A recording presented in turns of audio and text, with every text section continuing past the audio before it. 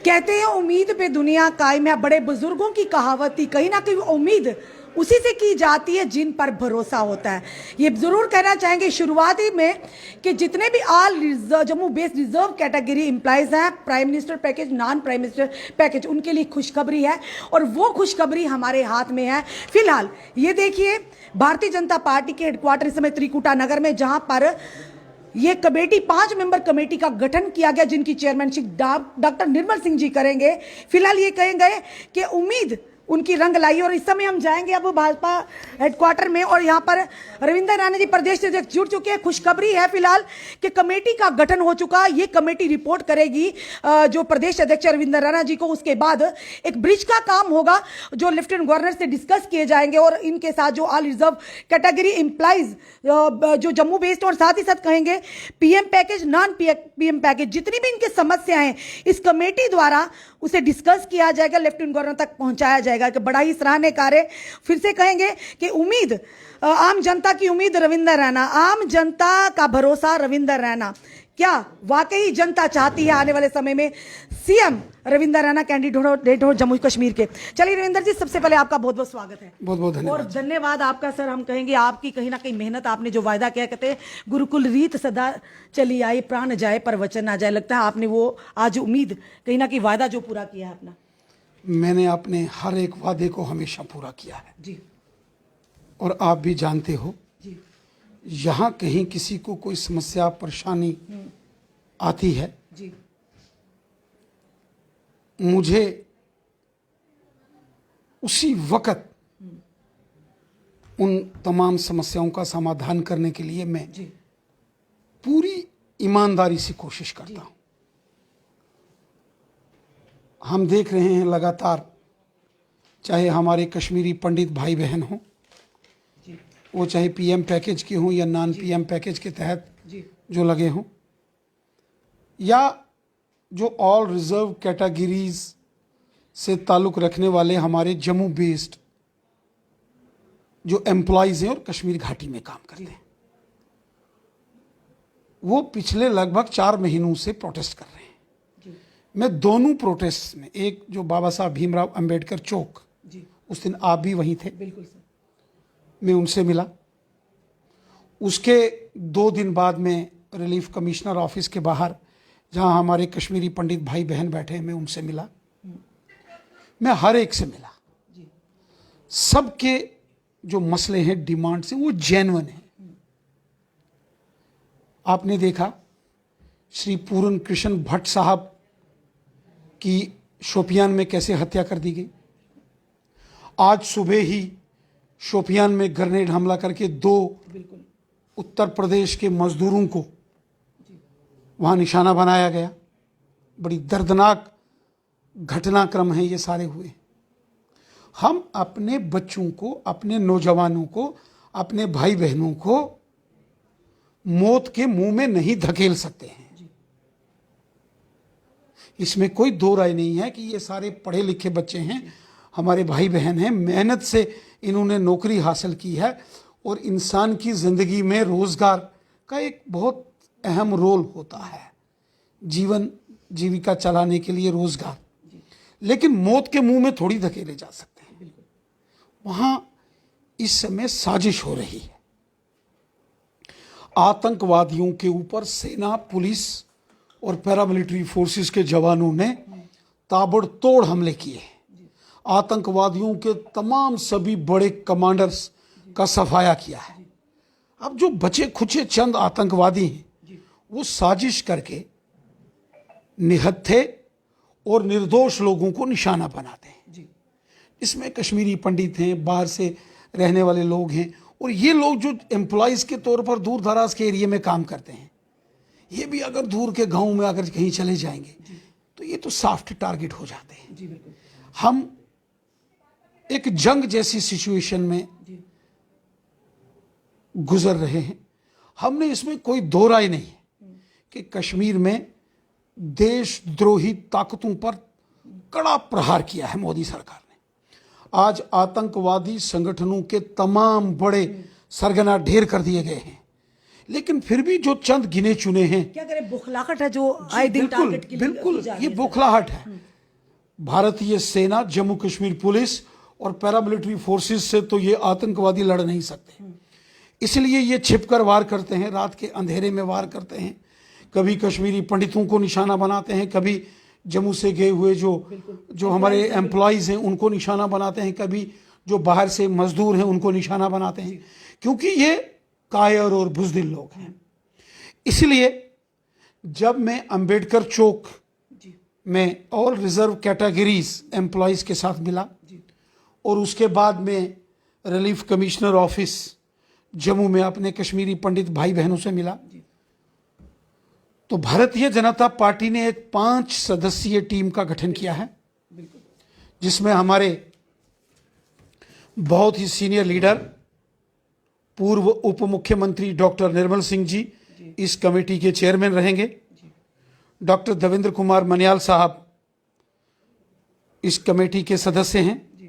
श्री अजय भारती जी उर्फ गिरधारी लाल रैना जी जो farmer MLC हैं, श्री चांद जी भट्ट जो कश्मीरी विस्थापित जिले के हमारे अध्यक्ष हैं, और श्री हीरा लाल जी भट्ट, ये वो हमारे सीनियर लीडर्स हैं जिनकी हमने जिम्मेवारी लगाई है कि वो कश्मीरी पंडित समाज से जो सरकारी मुलाजिम कश्मीर घाटी में काम करते हैं और ऑल रिजर्व कैटेगरीज के जो हमारे जम्मू के जो यहाँ के एम्प्लॉयज़ हैं और कश्मीर में काम करते हैं, इन दोनों सेक्शंस के एम्प्लॉय से ये कमेटी बातचीत भी करेगी और व्यक्तिगत तौर पर जम्मू कश्मीर के लेफ्टिनेंट गवर्नर साहब से भी ये मुलाकात करेंगे और ये कमेटी मुझे भी एक पूरी रिपोर्ट सबमिट करेगी और उसके आधार पर हम पूरा प्रयास करेंगे, क्योंकि उम्मीद है इसका रविंद्र कोई ना रैना कोई जी, निर्णय सर उम्मीद है रविंद्र रैना जी ये कहेंगे, देखिए, डेली वेजर्स की बात करें, चाहे हम करें all reserve Jammu based reserve category employees की बात करें, चाहे एसपीओस की बात करें, होमगार्ड की बात करें, हर एक को उम्मीद है, हर एक का विश्वास है रविंद्र रैना जी।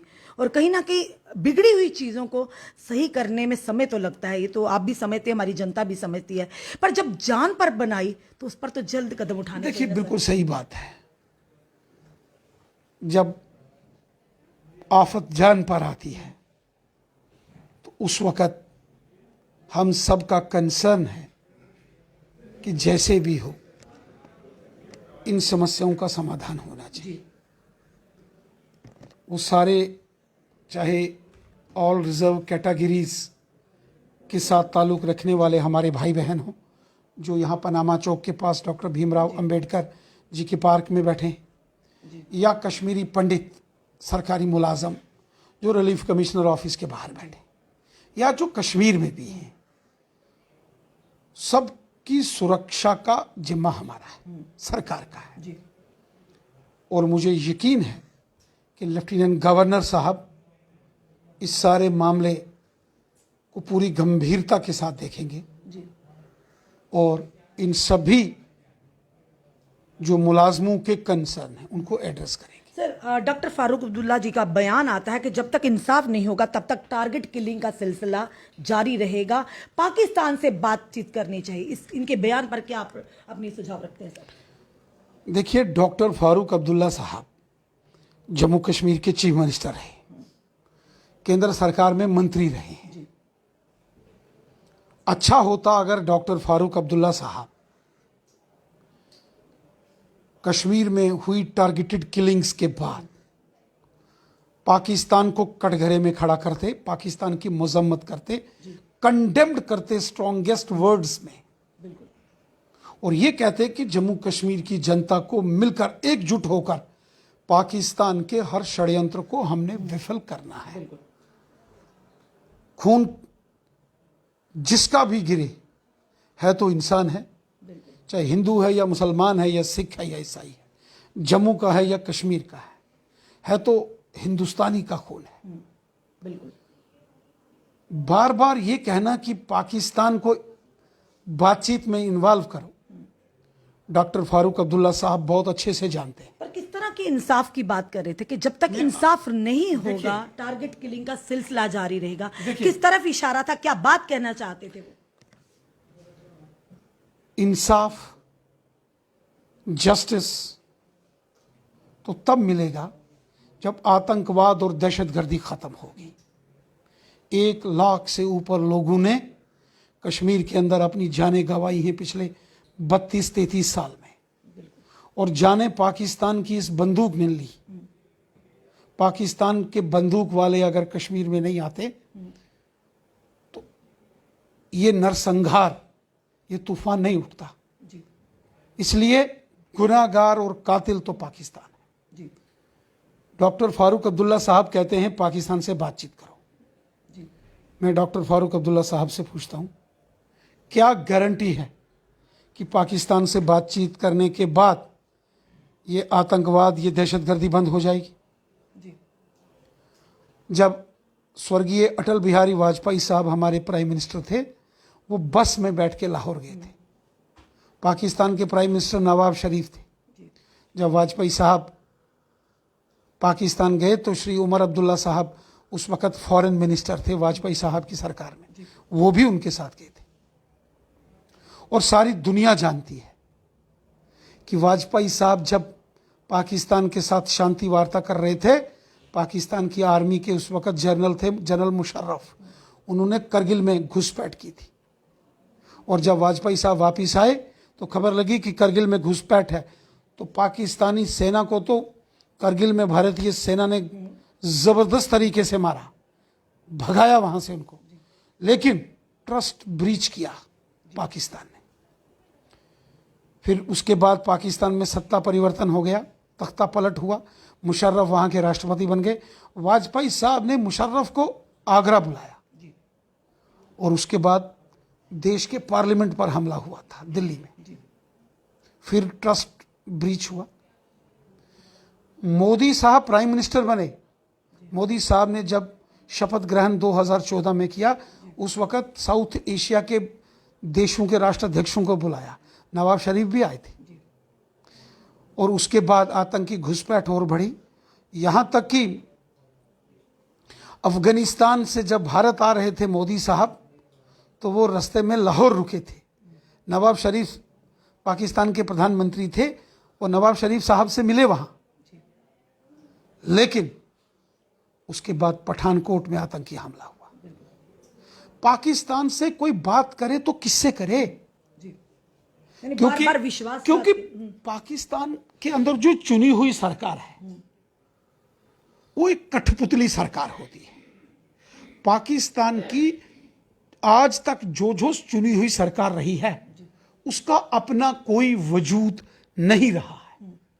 पाकिस्तान के अंदर सिर्फ आईएसआई और पाकिस्तान की जो आर्मी कहती है वही चलता है। पाकिस्तान के अंदर चुनी हुई सरकार, प्रधानमंत्री, राष्ट्रपति, इनकी कोई नहीं सुनता है।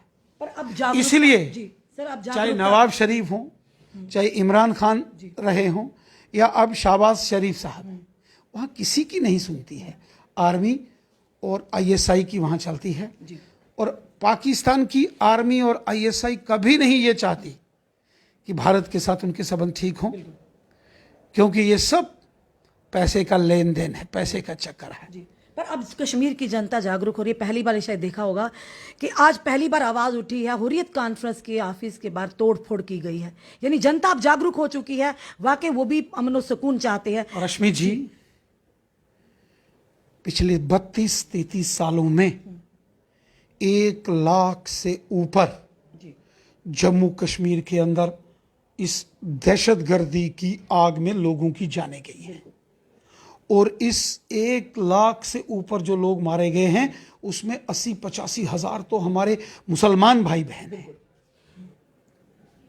तो पाकिस्तान ना हिंदू का सगा है, ना मुसलमानों का सगा है, ना वो जम्मू वालों का सगा है, ना कश्मीरियों का सगा है, ना वो गुजर बकर वालों का सगा है, ना पहाड़ी कबीले के लोगों का सगा है। वो किसी का सगा नहीं है। ये दहशतगर्दी का, आतंकवाद का एक धंधा, एक बिजनेस पाकिस्तान चला रहा है। ये विदेशों से हथियार लेकर इंडिया को डिस्टेबलाइज करने की एक कोशिश जो इंटरनेशनल लेवल पर है, उसका मोहरा पाकिस्तान बना हुआ है। पाकिस्तान के पास अपने घर में खाने को अनाज राशन नहीं है कि अपने लोगों को वो खाना खिलाए।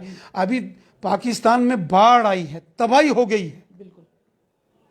पाकिस्तान के लोगों के पास रहने के लिए घर में छत नहीं है, लेकिन पाल आप आतंकवादी रहे हो। सवाल ये कि कब टारगेट किलिंग का सिलसिला बंद होगा? कोई दोराहे नहीं कि पत्थरबाजों पर तो लगाम पूरी तरह से कसी हुई, और भाजपा सरकार से उम्मीदें हैं कि जल्द ही टारगेट किलिंग पर यानी काबू पाया जाएगा। आखिर कब तक सर मासूमों की जाने जाती? देखो मैं आपको बताता हूं, यहां एक जमाना था जब आतंकवादी जम्मू कश्मीर में शरेआम खुलेआम तांडव करते थे। वो जमाना खत्म हो गया।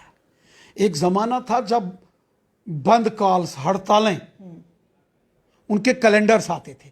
साल के 12 महीनों में से 9-10 महीने लाल चौक, मैसूमा, डाउनटाउन, शोपियान, कुलगाम, पुलवामा, त्राल, अनंतनाग ये बंद रहते थे। सोपुर, कुपवाड़ा, हंदवाड़ा, लोलाब, बारामूला साल के 8-8 महीने बंद रहते थे। बंद कॉल्स के, हड़तालों के कैलेंडर इशू करते थे हुर्रियत के लोग। आज वो जमाना खत्म हुआ है। एक जमाना था जब एनकाउंटर्स होते थे दहशतगर्दों और आर्मी के बीच में, वहां पत्थरबाजी होती थी। आज वो दौर खत्म है। आज कश्मीर के लोग भी जानते हैं रश्मि जी कि ये दहशतगर्द किसी के सगे नहीं, बिल्कुल इनका कोई दीन धर्म नहीं है। बिल्कुल ये हिंदू के सगे नहीं, ये मुसलमान के भी सगे नहीं है। जी जी। इसलिए जो आपने कहा कि हुर्रियत कॉन्फ्रेंस के दफ्तर में तोड़फोड़ हो गए, बोर्ड तोड़े गए, क्योंकि आम लोगों को इस बात की समझ आ रही है कि दहशतगर्दी की आड़ में यहां धंधा चल रहा है, यहां कारोबार कर रहे हैं ये दहशतगर्दों के जो सिप्पे सालार हैं। लेकिन ये दहशतगर्द बचेंगे नहीं। यानी इनको इनका खात्मा निश्चित है। देखिए कब तक ये टारगेटेड किलिंग्स जो हो रही है, ये इसको एक नई टर्म दी गई है, हाइब्रिड टेररिस्ट। ये वो लोग हैं जो ड्रोन से, जिन्हें पिस्टल्स दी जाती हैं और ये अपना टारगेट हिट करने के बाद अपने घरों में चले आते हैं। ये हमारी सेना, पुलिस और पैरामिलिट्री फोर्सेस के जवानों का तो मुकाबला कर नहीं सकते। निहत्थे और निर्दोष, चाहे कश्मीरी पंडित हों या अन्य राज्यों से आए जो हिंदू हैं और यहाँ तक कि जो मुसलमान हैं, उनको ये निशाना बनाते हैं। चलिए सर, लोग काफ़ी आपके जो चाहने वाले हैं आपको मैसेजेस कर रहे हैं। आपने कहा था कि करवा चौथ आने वाला है। All reserve Jammu based category employees जो बैठे हैं लगातार अंबेडकर चौक में 107 दिन से ज़्यादा, आपने कहा था करवा चौथ पे हमारी बहनों को ज़रूर उनकी सैलरी मिलेगी, पर सर सैलरी नहीं। मैंने कोशिश की है उसी वक्त, दीपावली है सर, मैं उसी वक्त सैलरी बंद है। एक तो जान की पड़ी है और दूसरी तरफ से उनकी सैलरी भी बंद कर दी गई है। ये किस तरह का फरमान है सर? किस तरह की नाइंसाफी है सर? मैंने वही बैठ के लेफ्टिनेंट गवर्नर साहब से भी बात की थी, चीफ सेक्रेटरी साहब से भी बात की थी, और जो जीएडी में प्रिंसिपल सेक्रेटरी पहले थे श्री द्विवेदी साहब, और जो वर्तमान में commissioner secretary GAD Shri Piyush Singla साहब हैं, उन सब से मैंने बात की थी।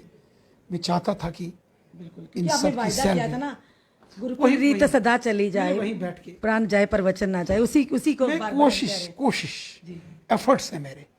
आज भी जिसका जिक्र, आज आपने भी जिसका जिक्र किया, बिल्कुल ये कहीं ना कहीं ये मेरी कोशिश है रश्मि जी कि ये सर कहते कोशिश करने वालों की कभी हार नहीं होती। तभी आप चहेते नेता हैं जम्मू वासियों की। अगर बात करें कश्मीर के भी लोग आपको चाहते, सबका दुख मेरा दुख है सर। डेली वेजर्स के बारे में सबका दुख सर, डेली वेजर अब तो कंपनी बाका कल पानी भी बंद कर दिया। अब ना जाने आने वाले समय में जम्मू वासियों को पानी की किल्लत से भी गुजरना पड़ेगा। आपको नहीं लगता उनकी मांग जो है, उनकी डिमांड जो है वो जेन्युइन है?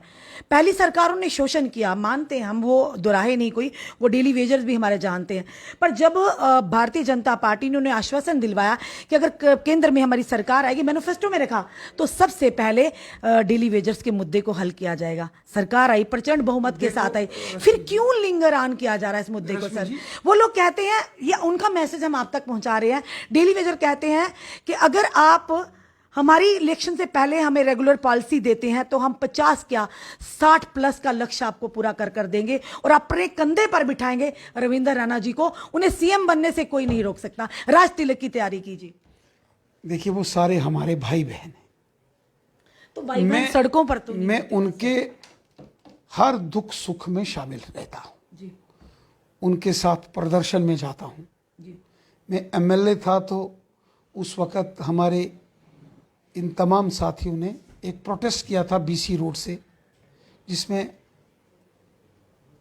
जितने भी हमारे साथी हैं जी उनके उस मार्च में मैं भी शामिल हुआ था, गठबंधन सरकार में शामिल होने के बावजूद। जी क्योंकि मैं हमेशा असेंबली में, असेंबली के बाहर सड़क में, प्रदर्शनों में, धरनों में, स्ट्राइक्स में, भूख हड़तालों में मैं डेली वेजर्स अपने भाई बहनों के साथ खड़ा रहा, जी आज भी खड़ा हूँ।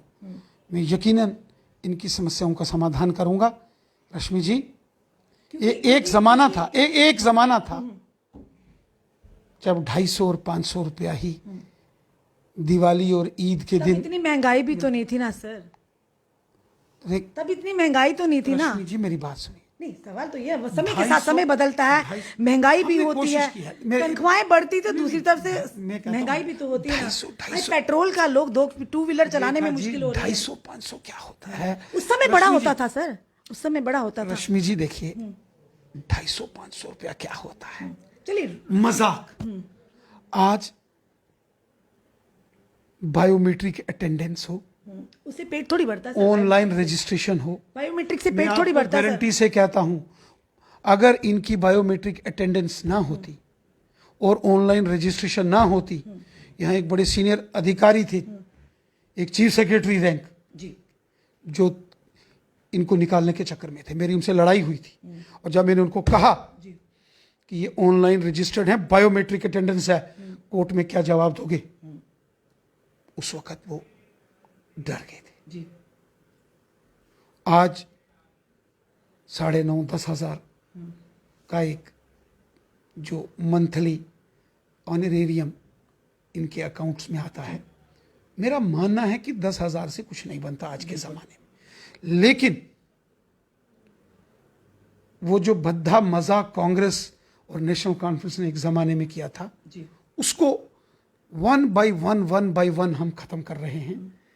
जो हमारे डेली वेजर्स भाई बहन चाहते हैं, ये मैं ज़रूर करूँगा, लेकिन मैं उस वक्त करूँगा ना जब मेरी कलम में ताकत होगी। सर, ये तो आज तो मैं उनकी ये तो आवाज बन के कंडीशन काम- रख दी ना आपने सर, ये तो कंडीशन रख दी ना रविंदर सर। मजा तो ये तब हकीकत है, है।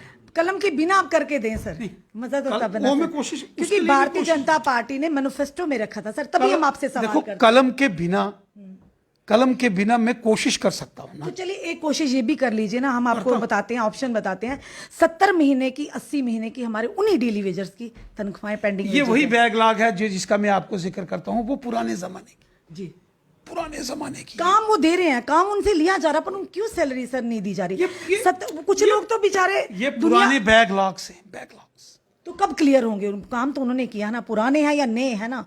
ये आज की सरकार पर उम्मीद है ना, आप लोगों पर उम्मीद है ना, तभी तो प्रचंड बहुमत के साथ लाया। उम्मीद करते हैं हम, तो ये कहते हैं कि अगर जनता कह रही है कि हमें, अगर वो 61,000 परिवारों को आप करिए ना मल्टीप्लाई, उन्होंने साफ तौर पर कह दिया 50 नहीं सर, आप तो 50 का लक्ष्य लेकर चल रहे हैं प्लस का, उन्होंने कहा हम 60 प्लस का लक्ष्य देते हैं। इससे बड़ी बात क्या होगी आपके लिए, भाजपा के लिए? देखो रश्मि जी, सर जब भी इस तरह की बात करते हैं आपके चेहरे पर एक अलग सी स्माइल आती है। मैं इसलिए ये बात करता हूं, मैं दिल से चाहता हूं जी कि डेली वेजर्स का मसला हल हो। बिल्कुल सर। चीफ मिनिस्टर बनूं या ना बनूं, जी सत्ता आए या ना आए, पर जनता अटल भी- बिहारी जनता- वाजपेयी ये- साहब ने ये तो कहा, जनता फैसला करती है ना, सुनिए, किसे चीफ मिनिस्टर बनाना, मैं किसे नहीं। जिस पर जनता का विश्वास होगा डेली वही- वेजर्स जी। डेली वेजर्स का मामला ह्यूमैनिटेरियन ग्राउंड्स पर मैं उनका समर्थन करता हूं कि उसका हल होना चाहिए, इंसानियत के दायरे में। वो भी इंसान है, उनके परिवार हैं, बहुत सारे लोग रिटायरमेंट के वर्ष पर हैं, सारे मेरे दोस्त हैं, सारे। जी। लेकिन आज दोस्त इस पटी हाल में बेचारे। लेकिन दोस्त एक आज सारे मेरे से नाराज, बात ही नहीं करते। मैं उनको बोलता हूं, बताओ मैं आपके साथ कहां खड़ा नहीं होता हूं, बताओ बताओ, मैं उनके लिए लड़ाई लड़ता हूं। सर जिस तरह से महाराजा हरि सिंह जी की छुट्टी की बात करें, 15 दिन के अंदर वो छुट्टी दी गई, पूरे जम्मू का संघर्ष था, तो ये तो 20-20 साल से संघर्ष कर रहे ये हैं, भी- इनमें विलम्ब देखिए- क्यों सर? देखिए मेरी बात- बताइए ना। देखिए अगर करना चाहे तो क्या नहीं कर सकती हैं सरकारें सर? रश्मि जी मेरी बात सुनिए। अगर करना चाहे तो क्या नहीं कर सकती हैं?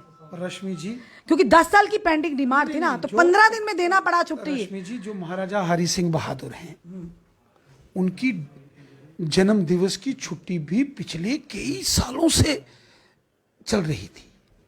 पिछले 15-20 साल से 30 साल से डिमांड थी।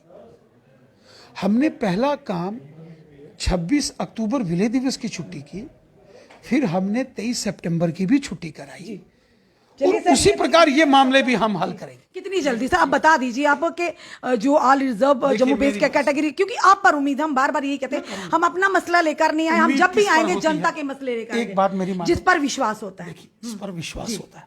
आप पर कुछ ज्यादा मैं ही भी विश्वास आपको है मैं जनता भी का। आपको इतनी बात बताऊं, मैं भी जो काम, जो संकल्प में लेता हूं, मैं दिल से काम करता हूं, पूरी ईमानदारी से काम करता हूं। जी सर, कोई दोराय नहीं है सर। कितना कामयाब आदमी होता है या नहीं होता है, ये ऊपर वाले के हाथ में है, लेकिन उम्मीद अगर आपके हाथ में हमारी होगा, आप 2 मिनट हमारे में जाएंगे। एफर्ट्स, हमारी कोशिशों, हमारी ईमानदारी और हमारी इंटीग्रिटी पर कोई प्रश्न चिन्ह नहीं लगा सकता।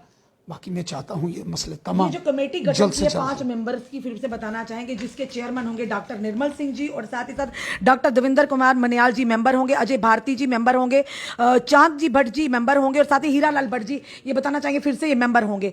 पर कितनी जल्दी सर ट्रांसफर पॉलिसी की अनाउंसमेंट होगी, ताकि ये लोग भी अपनी ड्यूटी क्या रिज्यूम करें? और डेली वेजर कंपनी बांध का पानी बंद हुआ, ना जाने कल को आपके ऑफिस का भी पानी बंद हो जाए, हमारे घरों का भी पानी बंद हो जाए। इसको परस्यू करेंगे जी, और कोशिश करेंगे कि जल्द से जल्द ये तमाम जो पीएम पैकेज के तहत या नॉन पीएम पैकेज के तहत कश्मीर के अंदर जो हमारे कश्मीरी पंडित भाई बहन जो काम कर रहे हैं, और जो all reserve categories Jammu based employees Kashmir में काम कर रहे हैं, उनके सारे मुतालबे, उनके कंसर्न्स, उनकी परेशानियां, उनकी जितनी चिंताएं हैं वो दूर हों, इसलिए ये स्टेप लिया गया है। तो डेली वेजर्स का भी जल्दी क्या करें? कब कर रहे हैं अनाउंस सर, ताकि वो भी तैयारी करें? वो कह रहे हैं हम रविंद्र रैना जी को कंधे पर उठाकर जश्न मनाएंगे सर। वो हमारे भाई हैं। सर भाई तो हैं, कुछ दीजिए ना उनको, भाई को बिना ऐसे ही भाई भाई करी जाने। सर भाइयों को कुछ दीजिए, सौगात ना, अब दिवाली भी आने वाली, दीजिए उनको गिफ्ट। सर आप प्रदेश अध्यक्ष हैं, आपकी बात कौन नहीं सुनता, बताइए मुझे। प्रदेश अध्यक्ष में और मुख्यमंत्री में बहुत फर्क होता है। सर प्राइम मिनिस्टर तो पूरे देश के ना सर, केंद्र में किसकी सरकार है? आपकी सरकार नहीं है क्या? बताइए ना सर। जी, तो फिर सर सारे फैसले तो केंद्र से आते हैं। सारे फैसले नहीं आते हैं, ये फैसला एलजी साहब को करना है, जी साहब भी तो, और मैं चाहता हूं कि एलजी साहब जल्द फैसला लें। यानी जल्द जल्द खुशखबरी देने की कोशिश कीजिए सर। हम भी होनी चाहते हैं चाहिए। दिवाली के पहले पहले ये जो ऑल रिजर्व कैटेगरी बेस्ड है उनको भी खुशखबरी मिले, और डेली वेजर को। ठीक है सर, चलिए हम दुआ करते हैं आप ऐसे ही मुस्कुराते रहिए सर, ताकि आप नहीं चाहते आपकी जनता आपको देखकर भी मुस्कुराए, उनके चेहरों पर भी खुशियां आए। मैं अपनी जनता का सेवादार हूं और एक वफादार सेवादार हूं, जी एक वफादार सिपाही हूं अपनी जनता का, जी, पहरेदार हूं, रक्षक हूं, सेवादार हूं, खुशियां लाएंगे ना उनके चेहरे पर। यकीनन। चलिए धन्यवाद। ये थे हमारे साथ रविंद्र रैना, भारतीय जनता पार्टी के प्रदेश अध्यक्ष, और साफ तौर पर इन्होंने कहा कि मैं अपनी जनता का सेवादार हूं। तो हमने ये भी कहा इन्होंने कि कलम के पहले ही आप कर दीजिए ना, सीएम के पहले उन्हें सौगात दीजिए, तो सीएम तो निश्चित है। चलिए देखते हैं, इन्होंने एक वायदा किया है कि जल्द से जल्द 5 मेंबर कमेटी का गठन किया गया, all Jammu based reserve category employees Kashmir में जो सर्व कर रहे हैं, जो लगातार पिछले 100 से ऊपर दिन से लगातार प्रदर्शन कर रहे हैं, क्योंकि सबसे पहले जान है तो जहान है, जान की सुरक्षा होगी तो नौकरियां तो कर लेंगे। पर फिलहाल इन्होंने कहा कि कमेटी का गठन जल्द ही, शायद हो सकता है कि जल्द ही कोई संज्ञान लिया जाए और जल्द से एक ट्रांसफर पॉलिसी नियुक्त की जाए, ताकि उन लोगों के चेहरों पर भी खुशी हो। और साथ ही साथ डेली वेजर्स की बात की हमने, उन्होंने कहा ये मेरे अपने हैं, हम यही उम्मीद करते हैं कि जल्द से जल्द उनके लिए भी कोई पॉलिसी अनाउंस हो, ताकि डेली वेजर्स भी अपने ड्यूटी रिज्यूम करें और कहीं ना कहीं उनके चेहरों पर भी खुशी आए। रविंद्र रैना सबकी उम्मीद है, आप देखते हैं उम्मीदों पर कितना खरा उतरते हैं, ये तो आने वाला समय बताएगा। फिलहाल अपने कमेंट, अपने सुझाव, क्योंकि जब भी हम आते हैं हम जनता के मुद्दों को लेकर आते हैं, तो कहीं ना कहीं हमारी ड्यूटी है आपके जो क्वेश्चंस हैं, आपके जो क्वेरीज हैं, हम रविंद्र रैना जी से पूछे, और किस तरह से उन्होंने जवाब दिया ये आपने सुन लिया। और इस वीडियो को जितना हो सके शेयर कीजिए, जुड़े रहिए हमारे साथ अगले अपडेट के लिए। जय हिंद, जय भारत।